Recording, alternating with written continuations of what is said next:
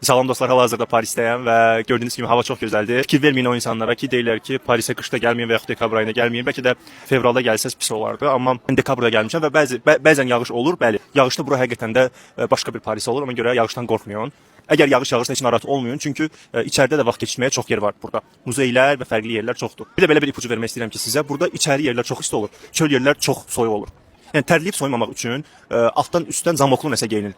Misal üçün baxın mən belə kutka geyinmişəm və altından belə bir tişört geyinmişəm. Hansı ki mənim üçün uyğundur, amma yəni çünki mən üşüyən insan deyiləm, çox da üşümürəm. Amma üşüyən insansızsa, məsləhət görürəm ki, qabağı zamoklu altdan bir dənə nəsə geyinin ki, istədiyiniz zaman çıxara biləsiniz bunu. Burada demək olar ki, hər şeyin biletlərini əvvəlcədən almaq olur, sonraya saxlamayın. Hal-hazırda Louvre muzeyinin qarşısında çox böyük bir sıra var. Mütləq şəkildə əvvəlcədən bilet almaq lazımdır. Onlayn hər şey almaq olur indi.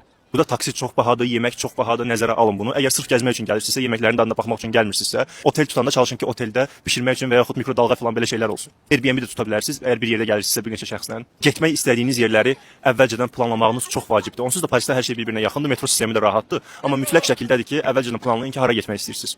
Onda vaxtınız israf olmayacaq. Bunu da nəzərə alın ki, bəzi yerləri gəzmək çox vaxt aparır. Məsəl üçün muzeyləri gəzmək 1 saat olmayacaq, 2 saat olmayacaq, daha çox vaxt lazımdır sizə. Bunu mütləq planınıza əlavə eləyin.